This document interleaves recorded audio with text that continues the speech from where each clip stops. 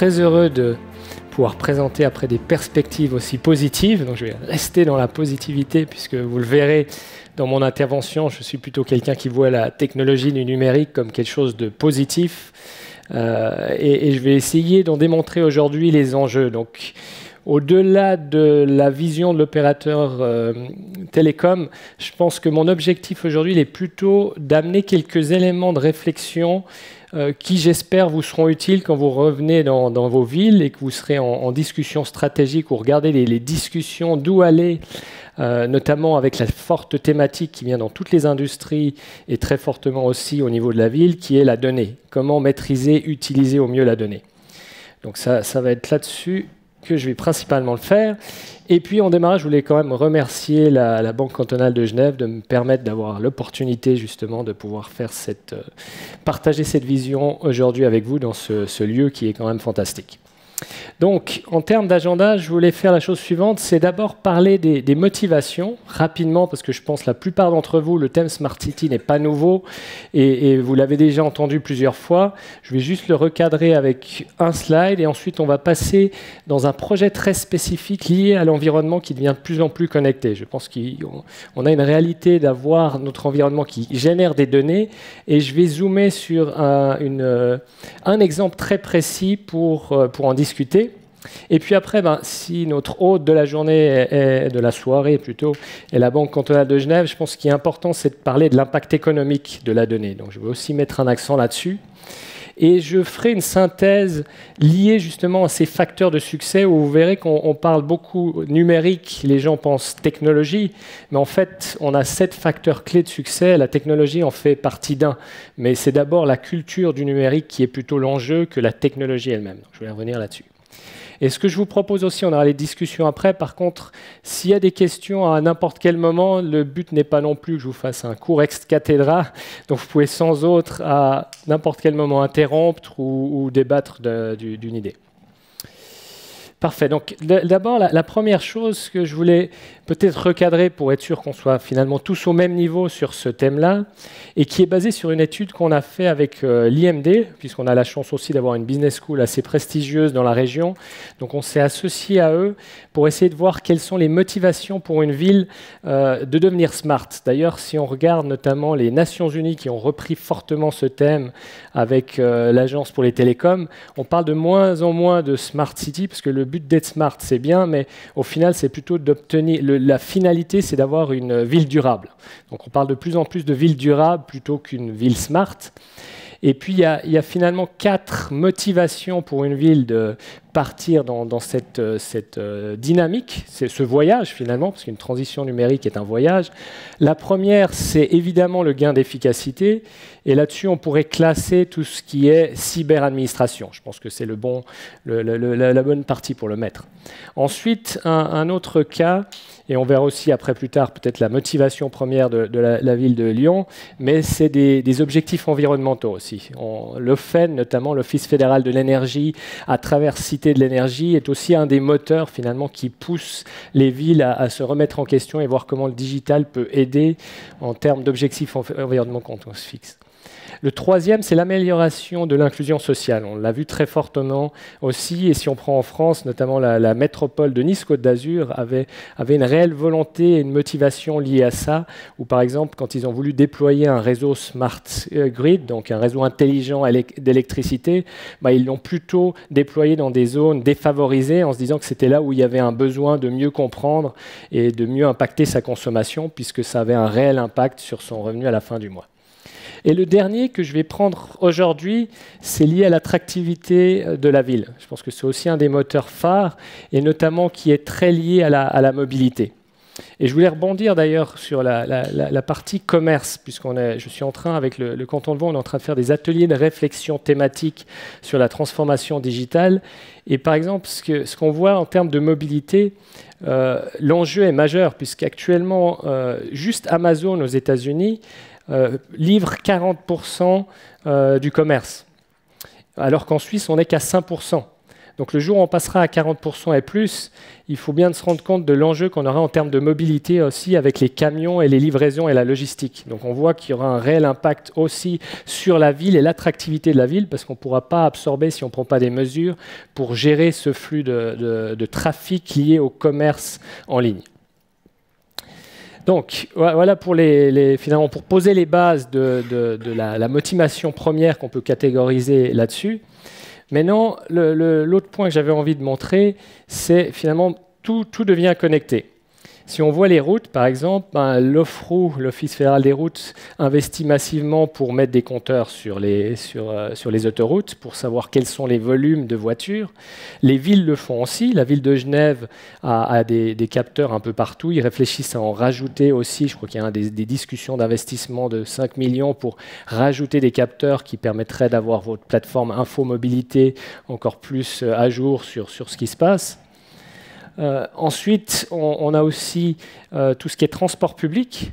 Là, on a une photo du M2 parce que c'est finalement un des derniers grands projets romans qui est bourré de technologie. Donc, on a des capteurs et le M2, on sait exactement où il se trouve et combien de passagers sont là. Et puis, une troisième source d'information qui est aussi intéressante parce que les deux premières sont liées au fait qu'il faut déployer une infrastructure. Notamment le cas des routes, il y a des grosses questions qui se posent au niveau du canton de Genève et de la Direction générale des transports. Faut-il encore investir dans de l'infrastructure qui, tous les routes sont remaniées tous les 5 ans, donc il faut aussi changer les capteurs et ce genre de choses. Donc une troisième approche, c'est d'utiliser les téléphones mobiles, puisque l'avantage, on a tous un objet connecté dans la poche qui est votre smartphone. Et pour le démontrer, j'ai cette vidéo, donc je vous fais voyager un peu plus loin à Zurich, où on voit l'animation des personnes qui ont un téléphone mobile dans leur poche et qui se déplacent au cours de la nuit jusqu'à présent. Et vous voyez en bas à droite le temps qui s'écoule. Et ce qui sera intéressant, c'est de voir ce qui va se passer autour des 7 heures du matin, où on a le fameux réveil des Zurichois qui va vous être présenté. Voilà, c'est un joli feu d'artifice de mobilité qui finalement vous permet de visualiser ce qu'on vit chaque jour quand on va au travail. Donc voilà, quand on parle de congestion, il y a, je crois, selon les derniers chiffres de l'Office fédéral des routes, on parle de 24 000 heures de bouchons en Suisse. On voit bien ce qu'on subit chaque jour, et je pense que si on avait fait une animation similaire à Genève, ça serait pareil. Peut-être qu'ils se lèvent plus tôt ou pas. Je n'ai pas fait l'analyse de savoir si le réveil des Zurichois était avant celui des Genevois. Mais bon, ça c'est... Donc voilà, et puis le dernier point que je voulais faire pour la donnée, parce que je pense que c'est un enjeu qu'il faut bien comprendre, c'est une réalité qu'on génère de plus en plus de données, et pour le représenter, je trouvais intéressant ce graphe, comme ça j'aurai aussi un graphe dans ma présentation, lié au trafic de données sur le réseau mobile Swisscom. Donc on voit qu'on a une courbe qui continue d'être exponentielle, et donc le trafic de la donnée double tous les 14 mois. Donc on continue sur cette phase-là, et puis finalement on a à la fois les personnes, vous et moi, qui consommons de plus en plus de données, qui sont de plus en plus, par exemple on peut imaginer que demain vous serez dans les transports publics et vous pouvez revoir ces vidéos-là dans le transport public en streaming, donc du coup vous consommerez et vous ferez ça, mais il y a aussi les objets qui de plus en plus renvoient de la donnée. Donc ça, c'était le premier point. Donc on voit que notre environnement devient de plus en plus connecté. Par contre, l'autre corollaire, c'est que ça devient de plus en plus compliqué de planifier ce qui va arriver. Donc on a aussi la problématique, notamment en mobilité pour les villes, où on ne sait pas trop ce qui va se passer. Là, les chiffres ne sont pas si importants que ça, c'est pour ça que je n'ai pas vraiment mis les sources pour lesquelles j'ai pris les chiffres. Par contre, c'était plutôt de voir les scénarios diffèrent complètement. C'est-à-dire que certaines études nous prédisent dans les 10 ans à venir qu'on va doubler le nombre de voitures. Si on en lit une deuxième, on voit qu'en fait, grâce à l'autopartage, on aurait une diminution de 50% des voitures en ville. Ensuite, on a l'accroissement de la population qui nous ferait dire qu'effectivement, il y aura plus de voitures s'il y a plus de monde. Et puis, il y a toute l'incertitude liée aux véhicules autonomes, savoir quand ces véhicules autonomes arriveront.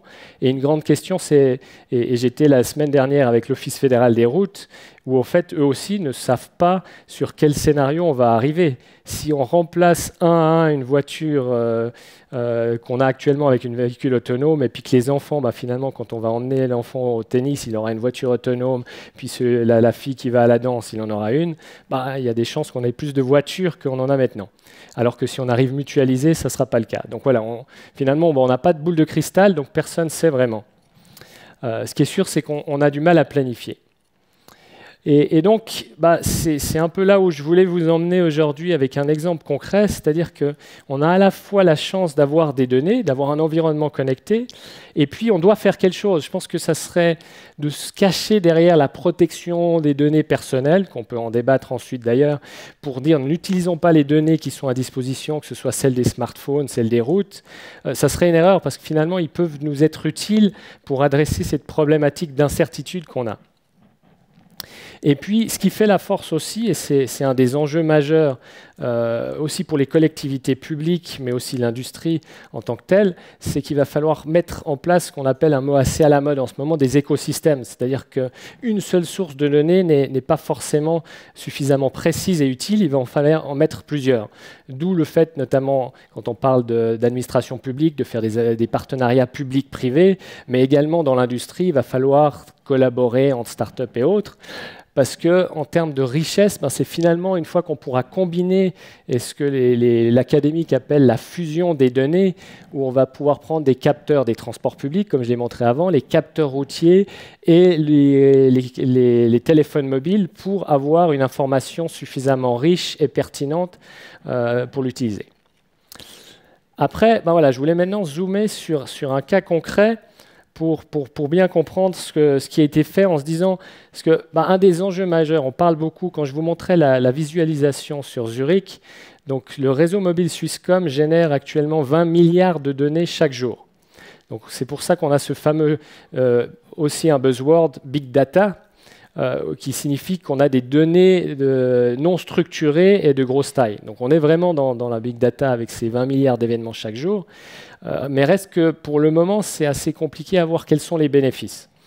Et l'approche qu'on a choisi de faire dans ce cas-là, c'était de se dire, on va faire de la co-création avec les villes. Moi, j'ai une équipe d'experts, de data scientists, donc les gens qui manipulent ces données. Par contre, on n'a aucune idée du besoin de la ville. Et dans l'exemple que je voulais prendre aujourd'hui, c'est l'exemple de Fribourg, qui finalement à plus ou moins la même distance de Lyon, mais de l'autre côté, où on a décidé de se mettre ensemble, de mettre l'expertise en mobilité de la ville de Fribourg avec justement l'expertise télécom et de la science des données pour adresser une problématique.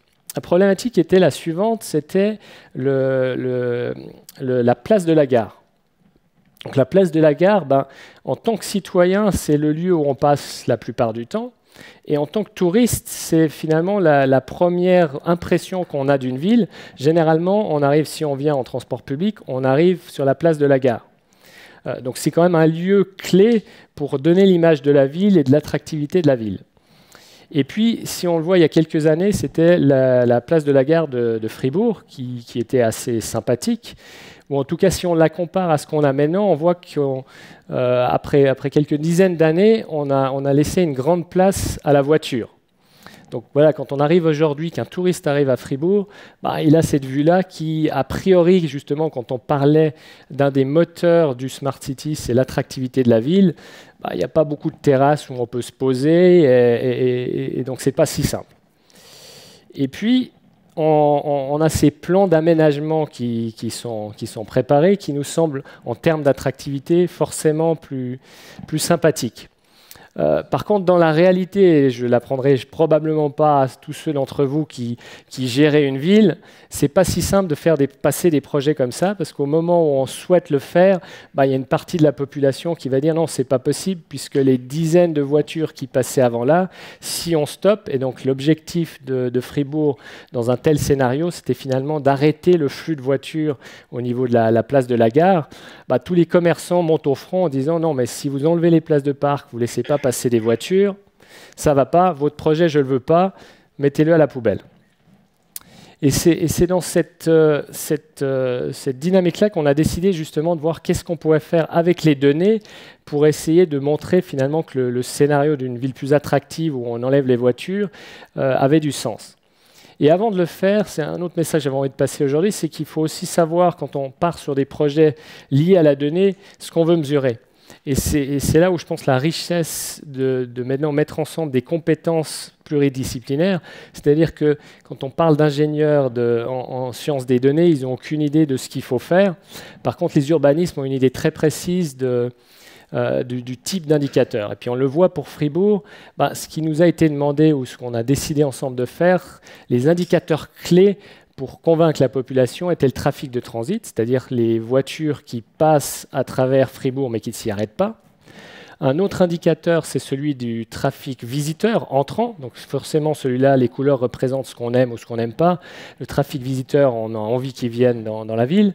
On a aussi deux types, c'est intéressant quand on discute avec les planificateurs urbains. Il y a des pendulaires fixes, c'est-à-dire celui qui vient au travail puis qui laisse sa voiture pendant 8 heures, on ne l'aime pas vraiment s'il vient en voiture. Donc lui, on préférait qu'il prenne un autre mode de transport. Par contre, le pendulaire dynamique qui va faire des livraisons, qui va à différentes places, celui-là, il est le bienvenu. Puis le trafic interne, si on a trop, ça peut aussi bloquer la ville. Donc on a pensé pas mal de temps, et je pense que c'est important quand vous réfléchirez aussi après ensuite à des projets liés à la donnée, d'avoir bien en tête au départ qu'est-ce qu'on veut mesurer. Et donc on s'était mis d'accord sur les indicateurs, et puis les résultats maintenant. Donc pour pouvoir justement justifier l'aménagement de la place de la gare ou pas, il fallait comprendre cette dynamique des flux entrants sur la ville de Fribourg, avec un bassin où on a finalement 7 bassins versants sur la ville. Et ce qu'on voit, c'est qu'il y avait déjà une vue. Donc, quand je parlais des capteurs, la ville de Fribourg a installé 21 capteurs sur toutes ses portes d'entrée. Donc, la compréhension des volumes de trafic, il l'avait déjà.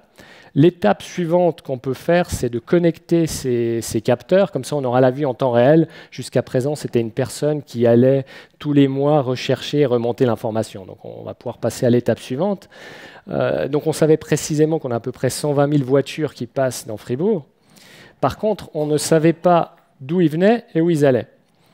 Et c'est là où on a enrichi et apporté une valeur qu'on n'avait pas jusqu'à présent en construisant cette carte où on s'est aussi associé dans le cadre de ce projet avec la ville de Fribourg avec une société spécialisée en transport qui est la société Transitech parce qu'il y a aussi un enjeu de visualisation des données. Et puis on s'est dit qu'on ne va pas réinventer la roue, donc on va reprendre un modèle de visualisation qui existe depuis des dizaines ou des centaines d'années par les planificateurs urbains. Et puis on va rajouter cette dimension origine-destination. Et puis grâce à la combinaison de ces 3 sources de données, on a pu, et ça c'est l'exemple d'une carte qui représente le flux du sud de la ville. Donc sur les 120 000 voitures qui rentrent en ville de Fribourg, il y en a 13 670 qui rentrent par le sud. Et puis on a pu les distinguer entre ceux qui vont en ville. Et puis là, on voit et on peut commencer à mieux comprendre l'attractivité des quartiers, puisqu'on a pu différencier chaque flèche bleue montre dans quel quartier les gens sont allés sur une journée. Et puis celle en rouge, c'est le transit. Et puis on voit qu'on a à peu près une moitié du trafic qui est du transit pur, c'est-à-dire des gens qui passent à travers la ville sans s'y arrêter. Donc c'était une des informations majeures qu'on a pu collecter. Et puis ça, on a pu le faire sur une représentativité très élevée, justement en utilisant également les téléphones mobiles, où on arrivait à peu près à 40-50% de représentativité. Et si on voulait, ce qui est intéressant, et c'est là où la technologie apporte quelque chose, l'alternative pour obtenir la même compréhension aurait été d'arrêter les voitures. Et ce qu'on peut s'imaginer, ce n'est pas terrible. Et d'ailleurs, on a aussi un projet avec le canton de Genève, parce qu'une des grosses problématiques, ou en tout cas ils veulent essayer de ne plus le faire dans le futur, c'est justement, ils avaient fait une enquête aux frontières pour compter, et donc ils avaient envoyé des policiers qui avaient physiquement arrêté les voitures pour leur demander d'où ils venaient et où ils allaient. Et je pense qu'ils l'ont fait une fois, mais c'était la dernière fois. Donc voilà, je pense que la technologie peut apporter ça, parce que finalement on ne pouvait pas l'avoir avant. Et puis quand on voit ce graphe, je pense que c'est évident pour tout le monde dans la salle que si on a la moitié du trafic qui sont des gens qui s'y arrêtent qui ne s'arrête pas en ville, il n'y a aucune raison de continuer à laisser ce flot de trafic. Et je pense que même les commerçants vont être d'accord du fait de dire, ben oui, trouvons des mesures d'accompagnement pour sortir ce trafic et puis laissons le trafic, la moitié du trafic qui passerait dans la ville. Donc, pour résumer le cas, on a 3 points. La première chose, c'est que les données nous permettent de mieux comprendre. Je pense qu'on n'aurait pas pu avoir cette vue, et ils ne l'avaient pas avant, de pouvoir quantifier de manière très représentative la quantité de trafic du transit dans la ville. Ensuite, de la communiquer. Et donc, le projet, ils ont été justement, le politique a pris ses planches avec eux, et le projet est maintenant passé. Donc, la refonte de l'avenue de la Gare va se faire. Et puis l'autre point qui est aussi un point essentiel dans le futur, c'est qu'on va pouvoir continuer à mesurer. C'est-à-dire qu'ici, on a mis en place un système qui potentiellement permettra de regarder le jour où la ville prend des mesures, de voir si effectivement ça fonctionne, puisque en lien avec ce projet, qui était un projet lié avec la ville elle-même, l'agglomération de Fribourg, depuis des années, avait un débat sur le fait de créer une route de contournement entre le sud et puis l'entrée de Marly, pour ceux qui connaissent un peu la géographie du coin. Et puis ça justifie également le fait de se dire, il va falloir mieux connecter l'extérieur de la ville pour que le flot passe ailleurs. Et avec les nouvelles technologies, on va pouvoir le mesurer. Voilà, maintenant, je voulais profiter du fait qu'on a la chance d'être bien équipé et puis d'avoir un flip chart pour justement prendre un concept que j'aimerais, et je pense qu'il pourra vous être utile dans vos discussions après stratégiques sur comment appréhender le numérique. Et un des points clés pour moi, c'était le fait que dans la manière actuelle de planifier la mobilité, si on garde cet exemple, la première chose qu'on fait, c'est qu'on capture de l'information. Si je prends l'exemple de la ville de Lausanne ou de l'agglomération lausannoise, tous les 5 ans, ils investissent un demi-million pour cartographier la situation du trafic dans l'agglomération lausannoise. Ils font ça, donc ils ont un cycle tous les 5 ans pour comprendre. Sur cette base-là, ils prennent des décisions et puis finalement, ils l'exécutent. Donc ça, c'est le modèle que les urbanistes, planificateurs urbains, sur lequel ils travaillent depuis des années. On prend des informations, sur cette base-là, on prend des décisions et ensuite on exécute. Et je pense qu'il va falloir mettre en place trois nouvelles capacités dans ce monde numérique, qui vient justement du modèle assez simple, mais qui aide bien à comprendre, qu'on a développé justement avec l'IMD. La première capacité à mettre ensemble, justement par rapport à cette incertitude, c'est ce qu'on appelle en français l'hyperconnaissance, qui en anglais est hyper awareness. Je ne sais pas si la traduction française est parfaite entre hyperconnaissance ou hyperconscience, mais c'est cette capacité surtout, et je pense que c'est un point clé, de justement être mieux capable, grâce à cet environnement connecté, de comprendre ce qui se passe. Donc ça, c'est le premier élément qu'il y a à mettre. Mais il n'est pas suffisant. En fait, il y a un deuxième bloc à rajouter qui est de prendre des décisions informées. Donc, comme je l'ai mis dans mon exemple, décisions informées. Donc, de définir sur cette base-là les indicateurs et puis d'être capable de prendre la décision sur ces indicateurs. Et la troisième, finalement, chose à rajouter, c'est l'exécution rapide.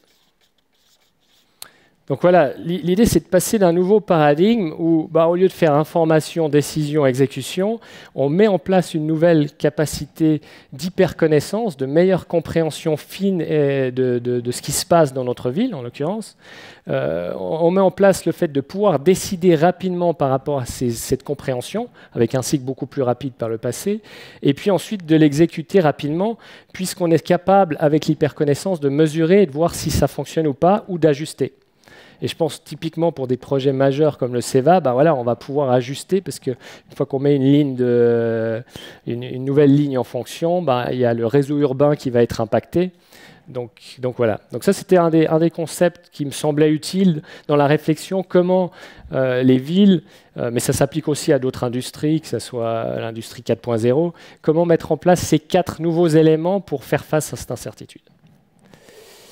Ensuite, il me reste 50 secondes, ça va aller. Donc j'ai mis ça sur les slides aussi, comme ça vous avez la version écrite, mais aussi une version jolie si vous désirez l'utiliser. Rapidement sur les perspectives. Donc, je vous ai pris un exemple concret où on a fait la fusion de 3 sources de données, données des transports publics, données des téléphones mobiles et données des routes. Je pense que le futur, on voit bien pour les villes, et quand on parle d'attractivité, c'est aussi la mesure du CO2. Donc pour ce faire, un projet que j'avais envie de mentionner dans les perspectives futures, c'est par exemple un certain nombre de partenaires, dont l'EMPA, Swisscom et d'autres, sont en train de déployer un réseau avec des capteurs qui sont mis là pour mesurer le taux de CO2. Et on peut bien imaginer qu'une fois qu'on couple ça avec la mobilité, forcément là où il y a des bouchons, il y a un taux de CO2 élevé. Donc je pense que ça sera une mesure qu'on va pouvoir obtenir grâce à un réseau. Justement, on déploie maintenant des réseaux à basse consommation qui permettent de mettre ce type de capteur et de mesurer la situation. L'autre point en termes de perspective, c'est qu'au-delà de ce que l'État peut mettre en place et des capteurs qui sont mis, je pense qu'il y a tout un pan où le citoyen a aussi quelque chose à fournir, à donner. Et puis l'exemple que j'avais envie de prendre là, c'est une start-up française, Ploumet, qui, elle, va lancer ce mois-ci un petit device qui est là, qui mesure aussi l'environnement. Donc c'est quelque chose qu'on peut mettre sur soi et qui va permettre aussi de remonter une information beaucoup plus fine, parce que 300 capteurs sur toute la Suisse, c'est déjà bien, puisque pour l'instant, il y a plus ou moins Météo Suisse qu'on a, je sais pas, une dizaine qui se courent après.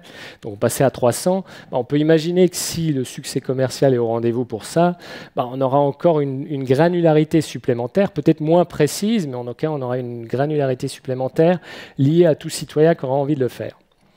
Et puis, si on veut faire ça avec les citoyens, ça serait utopique de penser qu'ils vont le faire juste pour le bénéfice de la ville. Donc, il faut aussi avoir un avantage pour eux de le faire.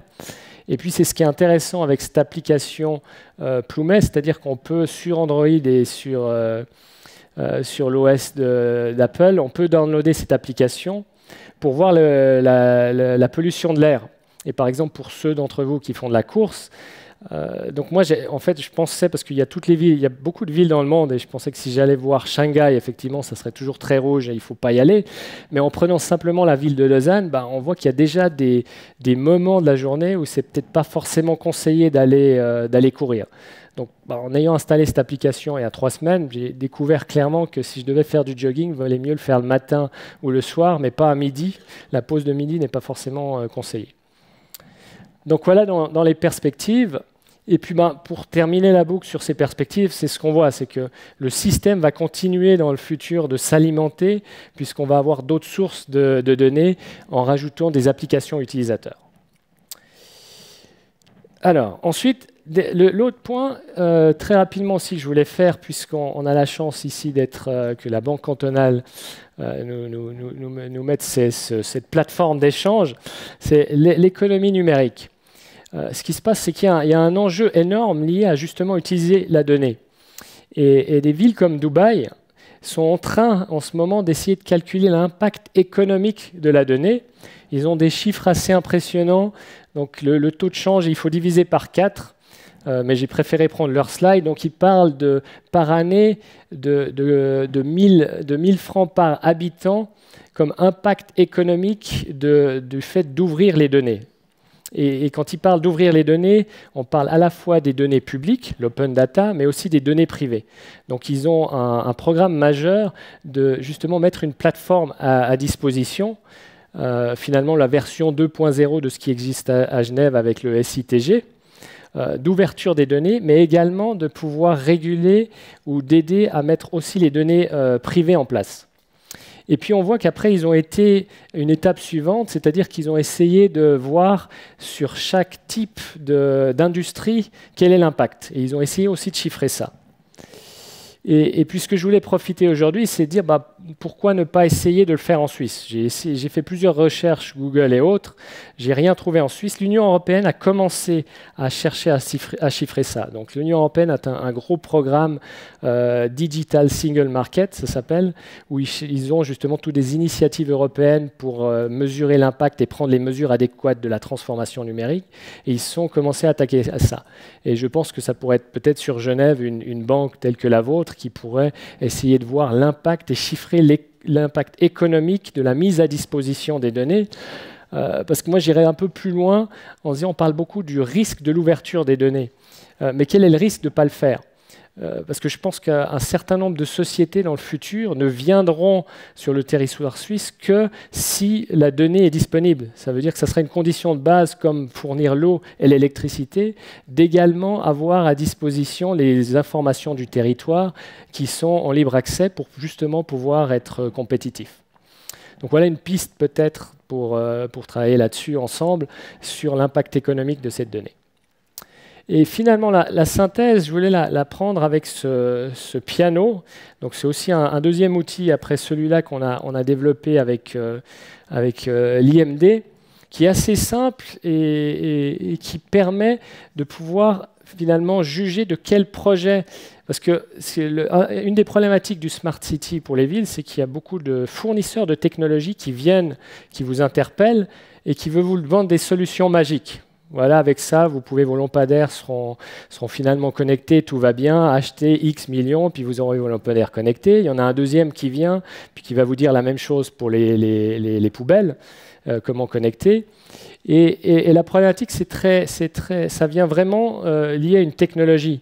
Et finalement, le facteur de succès d'une transition numérique, donc on l'a étudié en regardant 25 villes qui développent ce genre de choses, bah, la technologie en est une. Effectivement, le fait de choisir par exemple une technologie ouverte est bien, parce qu'on peut mutualiser l'infrastructure si on a des luminaires et des poubelles connectées. Mais c'est de loin pas le seul critère. Donc on a aussi le deuxième qui est aussi assez évident, c'est le financement, le business case, qui est plus ou moins facile suivant par exemple les luminaires connectés. Ben, le business case est assez facile à faire puisqu'on peut réduire la consommation d'énergie. L'attractivité d'une ville, c'est un peu plus dur à faire un business case. Mais après, il y a la volonté politique, je pense, qui est clé. Et si je regarde donc les 4 villes sur lesquelles on a innové au niveau de la mobilité avec l'exemple de Fribourg, bah à chaque fois le politique était moteur. On est aussi allé à Montreux, à Puy. On a le politique qui même participe au comité de pilotage de ces réunions, parce que sans ça, il n'y a rien qui se passe. L'autre chose, c'est évidemment la législation. Notamment, dès qu'on parle de données, il faut s'assurer qu'on suit la partie légale, la compliance. Le suivant, c'est la gouvernance aussi. Et comme je le disais avant, bah voilà, sur Fribourg, on a travaillé avec une société de Transitech. À Puy, on a maintenant inclus les PFL pour faire de la calibration. Donc, on voit qu'il faut avoir de plus en plus d'acteurs. Les TPF sont rentrés présentes. Bah, il faut que tout le monde s'y retrouve et qu'on ait un moyen efficace de travailler ensemble. Sinon, le projet n'arrivera pas non plus à bout. Et puis, pour mettre à disposition les données, finalement, il faut qu'on s'accorde tous ensemble pour le faire. Les compétences du personnel, je pense qu'il y a un réel enjeu à avoir les compétences nécessaires. Et quand on parle du big data, on voit par exemple que le Canada investit massivement 125 millions pour coordonner et former des data scientists et surtout s'assurer que tout data scientist qui veut s'établir au Canada soit le bienvenu. Donc ils vont aussi chercher le peu de gens qui sont chez nous pour les faire venir au Canada. Donc il y a un réel... et puis bah, du côté des villes, il n'y a pas beaucoup de data scientists à présent et je pense que c'est une compétence qu'il va falloir soit acquérir, soit travailler avec des partenaires pour l'avoir. Et puis finalement, le facteur humain qui est clé. Et ça, ben, dans tous les projets qu'on a faits, on a eu une communication toujours assez claire avec le citoyen pour justement qu'il sache, ben, on utilise les données, à quelle fin on les utilise. Et tout ce que je vous ai montré avant, c'est des données qui sont agrégées et anonymisées. Parce que finalement, quand on veut regarder la dynamique d'une ville ou à Montreux, c'était l'idée de savoir s'il fallait construire un tunnel ou pas, bah, le fait de savoir si monsieur X et Y il est venu d'où, on s'en fiche. Finalement, ce qu'on veut, c'est la masse de personnes, les groupes de personnes. Et je pense que quand on communique proprement là-dessus, bah, le citoyen, finalement, il est assez d'accord de mettre à disposition ces données pour le bien public.